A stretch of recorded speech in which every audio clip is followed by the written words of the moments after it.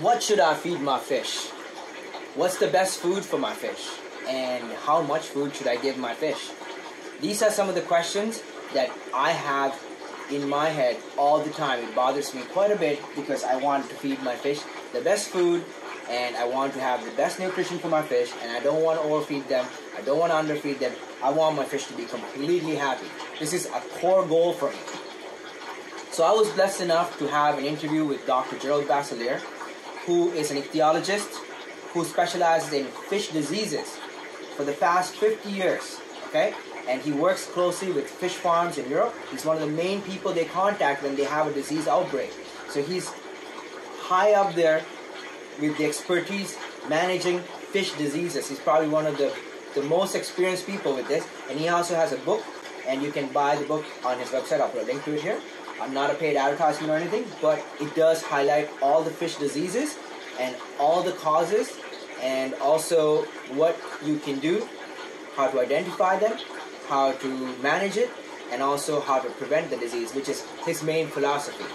He says, let thy food be thy medicine. That's his core belief, and he thinks that by having a healthier animal who is properly nutritionist or properly well fed, you eliminate a lot of diseases just by simply feeding the animal the right food. So his entire approach is prevention before it even happens, you know?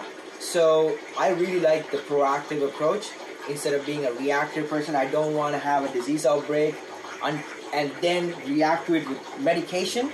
I'd rather feed my fish a healthier diet ahead of time so that the disease outbreak does not happen. That's something I can definitely subscribe to, you know what I mean? Just like you guys have subscribed to my channel. And if you haven't, you should do that right now.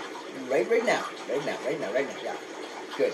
And give this video a thumbs up, because this video is going to be very informative for you guys. And I'm going to segment the hour-long interview into small sections, so it's not taking up a lot of time for each video.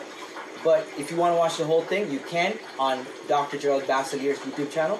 I put a link to it up here, so you guys can check out his channel and the entire full-length video.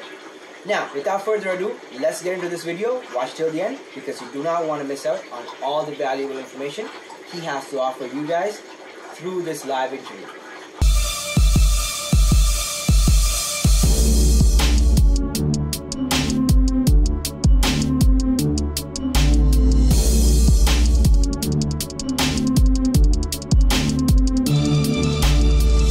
Produced by Mali. We're here with Dr. Gerald Bassleer, the creator of Bassleer Biofish Food. And this interview is, hello, doctor. And this interview is basically specifically for Pleco fish keepers, but also for other fish keepers, on explaining on different types of foods and questions that we breeders and hobbyists have for Dr. Bassleer as well. And so he's going to explain the different things that we've already, the predetermined questions that we've asked. And if there is other questions that come to mind throughout the video, I will also ask them. But I will let Dr. Bassleer take over now and continue with the interview. Okay, thank you, Malik, for introducing me. And I'm proud to be part of the Canadian area, Toronto. It's far away from Belgium. We love you here, huh? Yeah, well, Canada is far away and not possible to fly these days. But anyway. No. Luckily, we have the internet, and I will try to answer the questions you posed me, and I hope this will give some answers to your viewers. And maybe afterwards questions come, and in the next coming days, I can try to reply to the questions, because sometimes you give some information and then some issues remain unanswered orthologically. It's I give so much info, and maybe some people are still puzzled. Hey, I don't get the right answer, but thank you for the many questions. And I will start showing my screen sharing. I will see how we manage here to get it all on the screen here. Okay. Well, Malik, as I promised you, I was planning to give you some answers on your questions posed by you and by your followers. So I will start showing my my screen with the PowerPoint presentation. And I hope this will help you to understand what I'm talking about and why you're sharing these ideas about fish.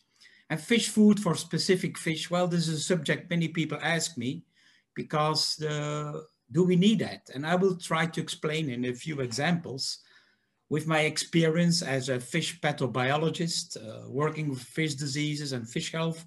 In more than 40 years, I've been looking for solutions.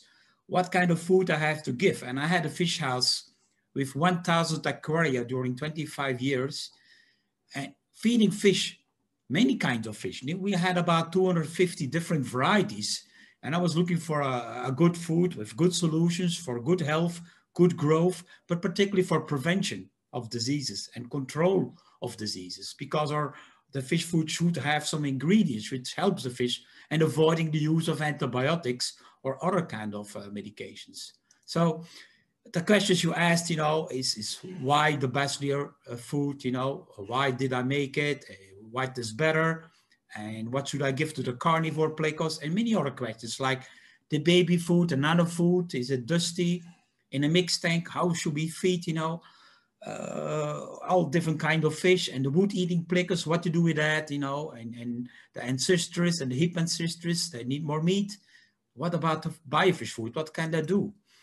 And if we have a mixture of 3 types of plecos, what should I recommend? So I will try to explain with my PowerPoint the answers on these questions, and how can the food stay in the water for a long time? Is that possible? Well, I try to answer. Well, fish food for certain fish. Is there a question raised already? Many people do that because people selling fish food for guppies, and people are selling discus food or catfish food, like the discus people feeding a lot of mosquito larvae. Is that the best food? Well, to be honest, if I feed my fish tank, and I'm feeding my fish tank and I'm feeding the angelfish food, does it mean that the cardinals are not able to touch it? Or if I feed my neon tetras and the corridors are not able to eat on the food of the neon tetra, or the ancestors cannot eat the food of the angelfish, or the same for marine fish, if the ecatourist is not allowed to eat the food of the clownfish. Well, I tell you, in nature, it's a survival of the fittest. And in nature, they have to take what they can get. And I will give you examples of studies which have been done by people specialized in resourcing the sources of the fish food related to the health of certain fish in nature. And here is the guppy studied in Trinidad, where this original, the guppies are coming from. And there is a comparison made between 2 rivers, the Naranjo River and the Tacariga River. And they find out that those 2 rivers had different habitats, different kind of food sources. And because of different kind of food sources, the guppy had no chance then just to eat what was offered to them by the river. They had no chance to wait that somebody feed them or to change the habitat. They just had to explore what was available in the river. And in the river Naranjo, there was more invertebrates than there was in the Tacariga River. And less filamentous algae. More in the Tacariga River, there's more filamentous liver and unicellular algae and diatom. So there's a different habitat. And what does that mean for the guppy? How the fish survived? Well, they survived, but what was typical for the survival, that those fish had a different gut system developed. If you see here the amount of invertebrates proportion in the diet, you see a large amount of invertebrates, and here is the length of the gut. And the longer the gut is, the longer the gut is here on the left, that means the fish has been eating many more algae food and less invertebrates. And if they have a lot of invertebrates, they have a much shorter gut length. So that means the fish can adapt. The fish adapts during its lifespan, and during the dry or the wet season, the fish can adapt to a diet which is offered to them.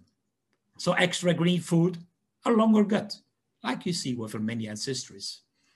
The mylosoma, you know, it's called maybe in Canada also a kind of silver dollar type, you know. It's the red hook or the mylosoma, many different kinds. And here they show that the food is changing depending on the season in the rivers. This is the nature. The nature controls what's available. And you see here the left bar, you see that's the food that's been given. Well, let's go back here. That's been given as a plant material, the white bar. And the black bar is the fruits and the seeds that I love to eat. And then the other bar here, this one, the big one here, at when the low season is the bar where the fish can have insects. So you can see that the insects, for instance, they eat a lot of insects in the low season and nothing in the rising or the high season. And in the rising and the high season, you can see they eat more predominantly fruits and seeds. So you can see changing food depending on the season. So that's typical for many fish in the wild. The discus, I show you the same thing for discus, it's adaptation depending on the high water or the low water season. In the yellow, I show the high water season, where you can see changes in eating vegetable waste products. You can see that the discus, most of their diet, between 50 and 80%, is flowers, fruits, seeds, leaves, vegetable products. Where are the mosquito larvae for these discus? Well, it's only a small part, you know. They eat also algae depending on the season, more in the low season, low water season, and they eat more of aquatic invertebrates and worms in the low season, and they eat more insects and crustacea. Here is the mosquito larvae. Only about 20% they eat of mosquito larvae in the high water season, and hardly anything in the low water season. So this is the diet of the discus, changing depending on the season. And a study interesting for you guys, the people who are having ancestors, Pterygoplichtis, Loricariidae, you see the study of the gut system of different situations where Pterygoplichtis, you know, Pterygoplichtis, I think it's you call it the mosaic Pleco. Well, you can see here the wild, that's the microvilli, the gut system, which is different formed than when it's a wood eating system where it's living in, or an algae diet where it's living in, or a starvation system when it's a large shortage of food. So you can see the adaptation of the gut to the food source, which tells us lessons that the fish have an ability to adapt to the food. So our biofish food is mainly meant for you to be 100% natural, because the nature provides the ingredients you have, and the nature provides a balanced ingredients. It can be different low and high season, but in our aquarium, we don't have a high season or a low water season or a wet season or dry seasons, hopefully not. But we can provide a balanced diet, and that balanced diet consists in our ingredients of Scandinavian marine wild fish, krill, algae, cereals, vegetables, vitamins, trace elements, and minerals. And those are all very well digestible. Particularly the wild fish and the krill are very good amino acids, very good digested, so less waste and very good absorption by the gut system. Also, because the marine wild fish have the best protein ingredients which are necessary for all fish, freshwater and marine. We did 25 years of testing in the prevention and control of fish health here working in my fish house. And we know that the food is suitable for freshwater and marine fish and suitable for all Loricariidae and ancestries. Thank you so much for watching the video till the end, and I hope you guys find value in the interview.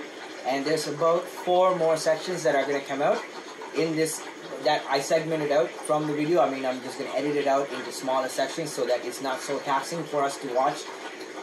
You know, it's hard for average person to spend more than 10 minutes and it's absorbing a lot of information. Even when you're studying, they tell you study for 10-20 minutes, take a 5-minute break, go back to studying. You know, I mean, that's just how you kind of maximize your learning potential. So I believe that's why I don't want to put a whole hour-long interview, you know, and then you guys don't get the entire length of it.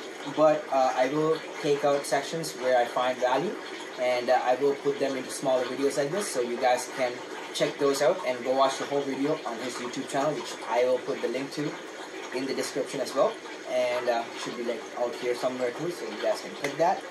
And hope you guys found this informative, and if you have any questions, comment below and I will be glad to get back to you. And also, if you guys have questions for Dr. Gerald Bassleer, you can also comment here and I can ask him those on a follow-up interview, or you can also directly ask him those questions yourself on his YouTube channel. So there's so many options, so we can learn what's best for our beautiful friends, and that's the core goal. You want to keep your animals alive long term. These guys are about 8 years now, 5 to 8 years. The one that passed away recently was 8 plus. When I got him, he was 8. He's a big guy, you know, Congo tetras. Usually live about 3 years. Dr. Bassleer has fish that are 12 years that have an average lifespan of 3. So he has cardinal tetras that are 12 years old. 12 years old. Not 1, 2, but a whole school of them. Still thriving, doing great. They don't look like they're 12 years old. They're probably going to make another few years. So these animals in nature even won't make it to 5 years, but he's keeping them alive 3 to 4 times as long as the average person. So he must be doing something right. That's one of the main things that my takeaway from the video was that his goals are pretty similar to my goals when it comes to his own fish. And also, if it's good for somebody like Bellen's Farm, you know, who is the biggest zebra Pleco breeder in the world, then it's good for my fish. That's what I actually said in the interview. You probably see that at some point. So hope you like that, and I'll see you on the next video. I love you all. God bless you. So I've been working on this for a little bit. I do have a few that's hatched. There's one right there. I don't know if you can see it right now in focus, but there's 2 that have hatched. There's 1 egg that had gone bad right here. So I had to remove it as much as possible. That's what I've been doing for the last like 15 minutes or so, trying to do that. So I figured I'm going to record this bit because I have been using the camera right on my iPad.